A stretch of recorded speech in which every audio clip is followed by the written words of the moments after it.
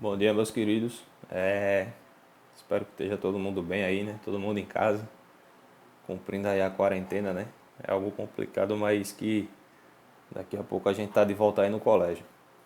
Enfim, vamos lá continuar, né? O estudo das soluções, algo que a gente já começou, mas que a gente não terminou. Vou relembrar aqui, né?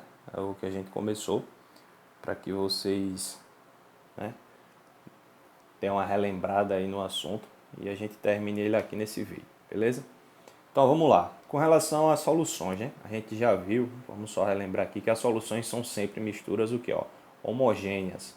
Então assim, professor, homogêneo, né? Homogênea é toda mistura que tem um único aspecto visual.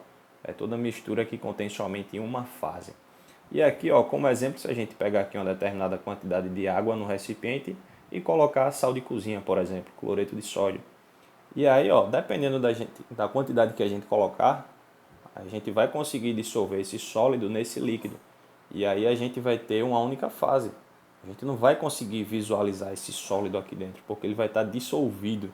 Logo a gente vai formar, através da dissolução, a gente vai formar uma mistura homogênea. E se é mistura homogênea, a gente classifica como uma solução.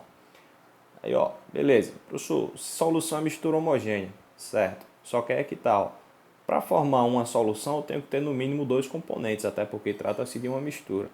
Eu vou ter, ó, o soluto, que é o componente da solução que está presente em menor quantidade, setinha para baixo aqui interpreta como menor, certo?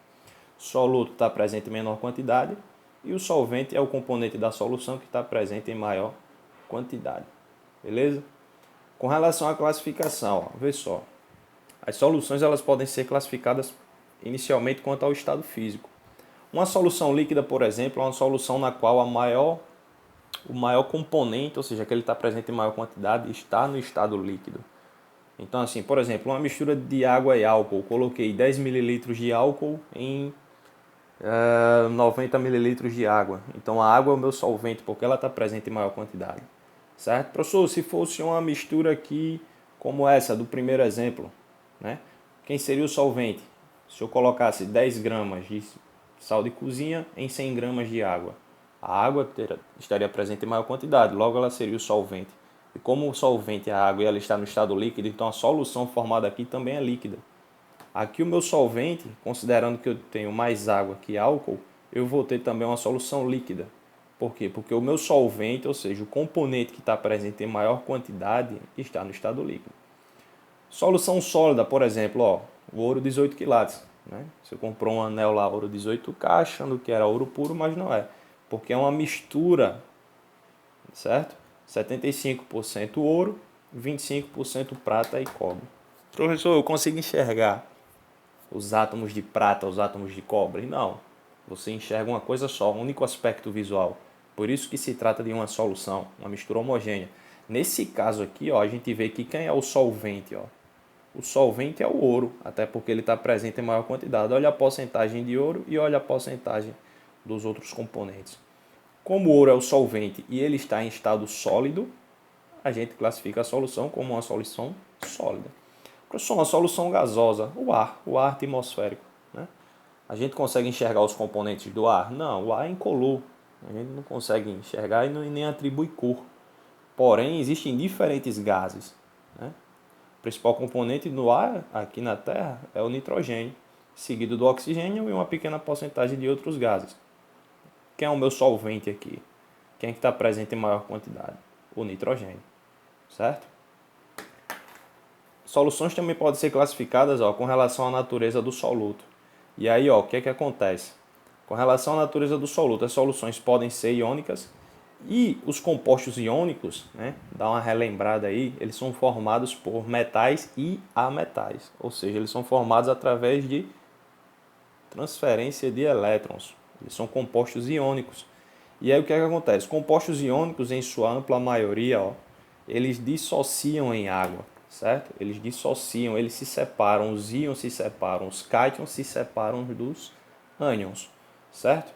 Eu vou mostrar uma representação aqui de como é que isso ocorre em nível microscópico. Então, galera, vê só. Aqui a gente tem um exemplo de por que compostos iônicos, ou seja, compostos formados por íons, né, metais e ametais, quando dissolvidos em água, eles formam soluções condutoras de eletricidade. Porque veja só, aqui a gente tem um exemplo, ó, do NaCl, o cloreto de sódio, sal de cozinha. Microscopicamente falando, ele tem essa estrutura aqui, ó. Você tem os ânions, que são os íons de carga negativa, junto dos cátions, que são os íons de carga positiva, certo? E aí o que é que acontece? No estado sólido, os cátions e os ânions, ó, eles ficam assim, ó, formando o retículo cristalino. Todos eles estão agrupados, eles estão, entre aspas, presos uns aos outros. E aí, ó, o que é que acontece? A água, quando é adicionada aqui nesse recipiente, vai fazer com que os cátions, que são os íons de carga positiva, se separem dos ânions, certo? Ou seja, esses íons, de uma forma geral, eles ficam livres no meio aquoso. Logo, a gente tem uma solução condutora de eletricidade. Quem conduz a corrente elétrica, os elétrons, são os íons de cargas opostas.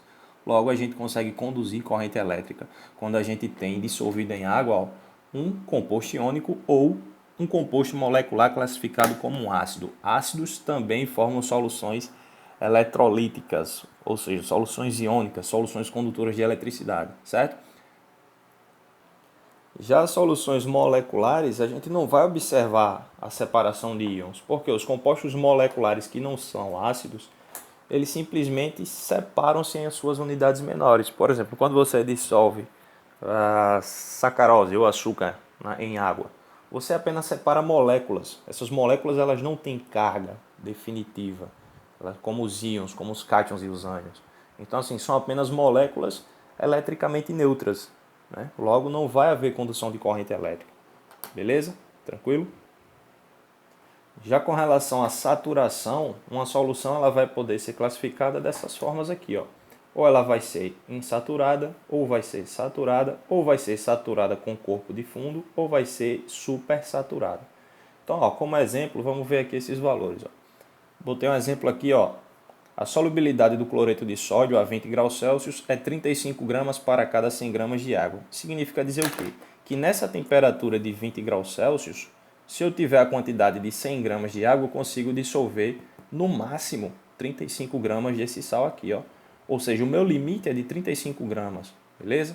Então, assim, professor, se eu chegar aqui e colocar 30 gramas de cloreto de sódio nesses 100 gramas de água, vamos considerar que a gente tem 100 gramas de água aqui e a gente está nessa temperatura de referência. Então, assim, o meu limite é 35 gramas, é o que eu consigo dissolver. Se eu chegar aqui e colocar 30 gramas de NaCl, cloreto de sódio, eu vou estar abaixo do meu limite. Logo, eu vou considerar o quê? Que eu vou dissolver tudo, certo? Os 30 gramas aqui, e a solução vai ser insaturada, porque a quantidade que eu dissolvi está abaixo do limite que ela consegue dissolver. Professor, se eu chegar aqui e colocar exatamente os 35 gramas de cloreto de sódio, eu vou atingir o meu limite? Vou, mas eu vou conseguir dissolver essa quantidade? Também. Então, assim, vou conseguir dissolver, mas cheguei no meu limite. Professor, se eu chegar aqui e colocar 40 gramas de cloreto de sódio, o que é que vai acontecer?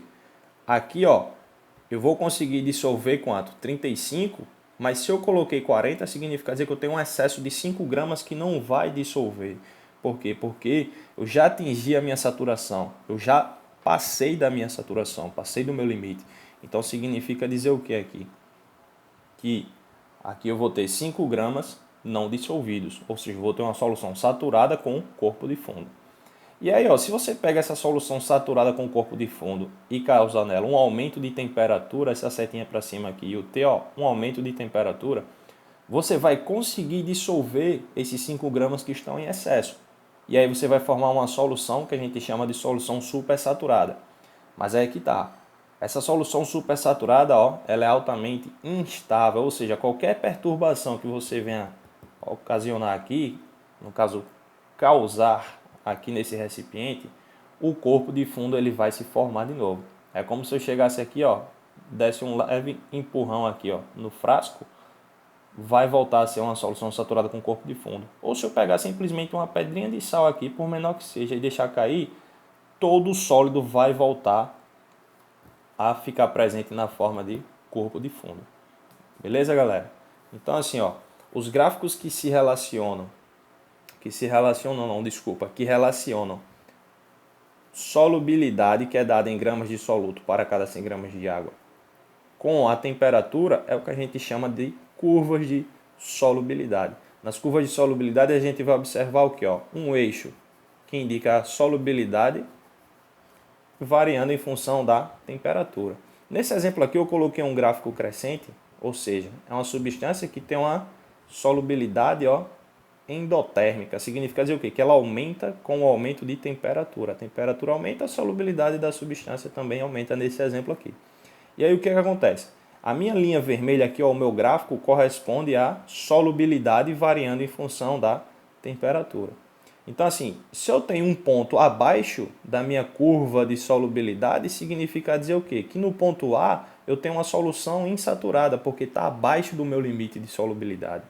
Se eu tiver, por exemplo, um indicativo de qualquer ponto aqui sobre a curva, significa dizer que eu tenho uma solução saturada. Por quê? Porque ela está exatamente no meu limite em determinada temperatura. Professor, e se a questão me dá um gráfico marcando um ponto C aqui, ou seja, acima da minha curva de solubilidade, significa dizer o quê?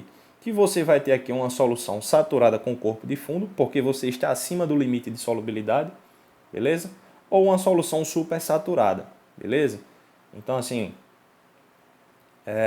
o gráfico relaciona diretamente, beleza? Solubilidade com temperatura. E é isso aí, galera, com relação à parte de classificação das soluções e com relação à solubilidade, é o que a gente tem para hoje. Valeu, espero que esteja todo mundo bem aí na quarentena e um abraço aí para vocês, beleza?